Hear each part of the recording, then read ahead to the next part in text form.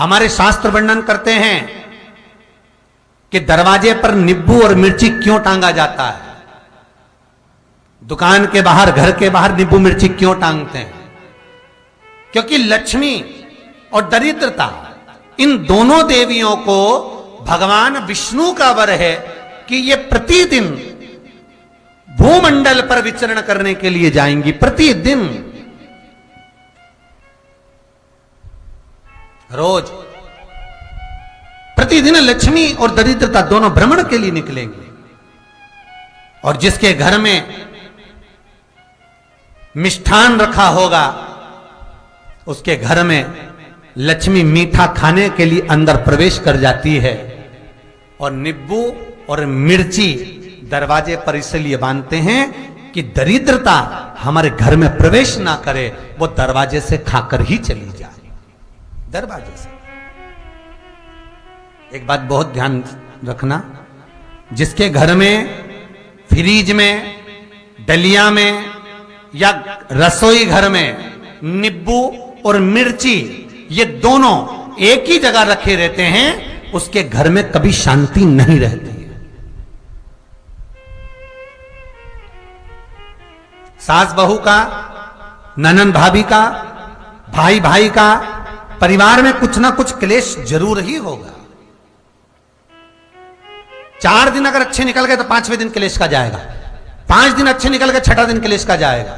कुछ ना कुछ, एक जरा सी कटोरी पड़ी है उसके पीछे विवाद चालू हो जाएगा, जरा सा पानी ढुल गया उसके पीछे विवाद चालू हो जाएगा, बेडशीट बदल रहे थे उसके पीछे विवाद चालू हो जाएगा, पति कक्ष में आया विवाद चालू हो जाएगा। तुमने एक शब्द कहा, कोई लड़ाई की बात नहीं करी, फिर भी विवाद चालू हो जाएगा। समझ लेना कि घर के रसोई घर में या फ्रिज में नींबू और मिर्ची साथ रखा हुआ है तो वो क्लेश तो देगा ही। पंडितों से पूछोगे, ज्योतिषाचार्यों से पूछोगे, वो कहेंगे मोती पिना दो, कोई कहेगा पितृदोष हो गया, कोई कहेगा कालसर्प दोष हो गया, कोई कहेगा वास्तु दोष हो गया, पर वो आपको ये नहीं बताएंगे कि नींबू और मिर्ची एक डलिया में रखा हुआ है। ये हमारा वेद, हमारा शास्त्र बताएगा कि नींबू और मिर्ची ये दरिद्रता देवी को प्रिय है, और जहां नींबू और मिर्ची साथ रखा वहां दरिद्रता प्रवेश कर जाती है, और दरिद्रता गई तो वो क्लेश उत्पन्न करती है, जिससे इसके घर में सुख ना रहे। सुख नहीं रहेगा तो लक्ष्मी नहीं रहेगी, दरिद्रता उसके घर में आराम से रह सकती है। अब बहुएं कहीं किसी से पूछ रही, सास किसी से पूछ रही, हमारे घर में शांति नहीं है, हमारी बहू बहुत अच्छी थी पहले, बहुत क्लेश करती है, हमारी सास बहुत अच्छी थी, बहुत क्लेश करती है, घर में विवाद इतना ज्यादा होता है। गुरुजी, जरा सी बात के पीछे विवाद होगा इतना बड़ा फैल जाएगा, पति पत्नी में जरा सी बात होगी इतना बड़ा फैलाना हो जाएगा, बच्चों को थोड़ा सा समझाओ इतना बड़ा फैलाना हो जाएगा। कारण क्या है? उसका कारण है तुम्हारे घर में जरूर एक डलिया के अंदर नींबू और मिर्ची या फ्रिज के एक बॉक्स के अंदर नींबू और मिर्ची रखा हुआ है, उसका क्लेश तुम्हारे यार रहेगा ही, सदा रहेगा।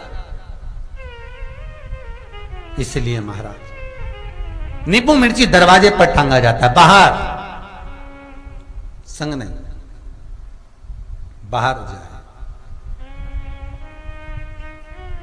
एक बात बहुत सुंदर है, जैसे दूध और दही दोनों एक ही झोले में, एक ही बैग में, एक कैरी बैग के अंदर दूध और दही अलग अलग पॉलिथीन में बंधे हुए हैं, अलग अलग डोलची में, अलग अलग डब्बे में रखे हुए हैं। एक व्यक्ति एक ही बैग के अंदर दूध और दही ये दोनों चीज अगर लेकर घर के अंदर आता है तो उसके घर में संपदा की तो कमी आती ही है, उसके घर में संपदा टिकती नहीं है। घर में अगर लाख रुपए रखे हैं तो 3 दिन या 4 दिन के अंदर वो पैसा वापस जाना है। दही और दूध अगर एक ही साथ आया है, एक ही व्यक्ति एक ही झोले में, एक ही बैग में, एक ही कैरी बैग में अगर लेकर आया, उसी तरह नींबू और मिर्ची का भी क्रम है महाराज। कई कई सब्जी वाले उसको एक साथ बांध देते, नहीं नहीं, नींबू भले अलग बैग में डाल लो, पन्नी में अलग बांधकर या झोले में अलग बांधकर मिर्ची रख लो, वो चल जाएगा, पर एक साथ अलग हो। महाराज मेरे को मालूम है दरिद्रता कि तेरे को खट्टा और तीखा पसंद है, इसीलिए महाराज हमारे हिंदू धर्म में बेटी की विदाई में 4 चीजें नहीं दी जाती। बेटी की विदाई में 4 चीजें नहीं देते। पहली झाड़ू, दूसरी सुई, तीसरी चलनी और चौथा अचार की बरनी। ये बेटी के कन्यादान में, बेटी की विदाई में नहीं देते। बड़ी दे दो, पापड़ दे दो, ये चल जाएगा, पर बेटी की विदाई में, बेटी के कन्यादान में ना तो झाड़ू जाएगी, ना सुई जाती है, ना चलनी जाती है, ना अचार की बरनी जाती है। और मेरा निवेदन है, अगर बेटी को तुम्हारे घर का, तुम्हारे हाथ का अचार कितना भी पसंद हो और बेटी के मम्मी बना के दे रहे, नहीं, मत देना, क्योंकि बेटी तन, मन और धन, ये 3 चीजों से दुखी रहेगी। अगर माँ ने अचार दे दिया तो बेटी के घर में या तो तन से दुखी रहेगी, या मन से दुखी रहेगी, या धन से दुखी रहेगी। बेटी को ये 3 दुख तो रहेंगे ही। कई लोग तो अपनी बहू से कहते हैं, बेटा तू मायके जा रही, तेरी मम्मी के हाथ का अचार अच्छा लगता है, लिया ना बांध के। अब उनको कौन समझाए? तुमने तो कह दिया बांध के लिया ना, पर उसको समझो तो सही, क्यों नहीं लाना है? नहीं। महाराज, दरिद्रता देवी को क्रोध आ गया।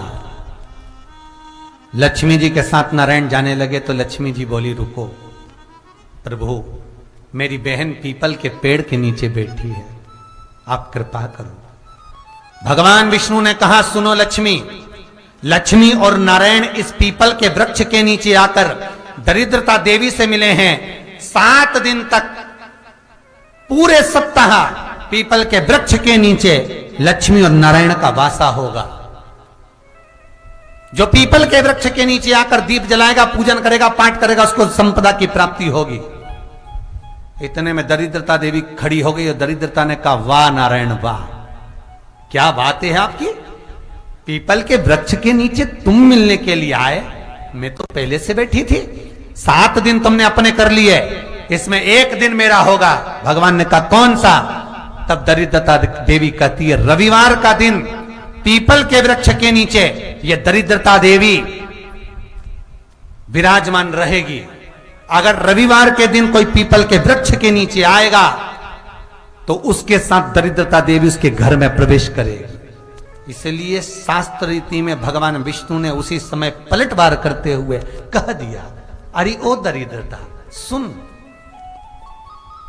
पीपल के वृक्ष के नीचे अगर कोई रविवार को आया और कोई पूजन की सामग्री लेकर आया, हाथ में कुछ ना कुछ उसके हुआ, खाली हाथ आया, तो तू उसके घर में प्रवेश करेगी, और अगर भरा हुआ हाथ रहा तो तू उसके यहां प्रवेश नहीं कर सकती। ठीक है प्रभु, वचन दे दिया भगवान ने। इतने में दरिद्रता देवी भगवान विष्णु से बोली, प्रभु, सारे देवताओं के पीछे अधर्म बैठा हुआ है,